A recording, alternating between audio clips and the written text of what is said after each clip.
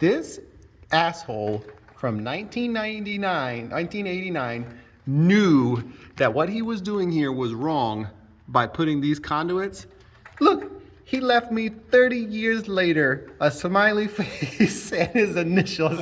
Who is this guy?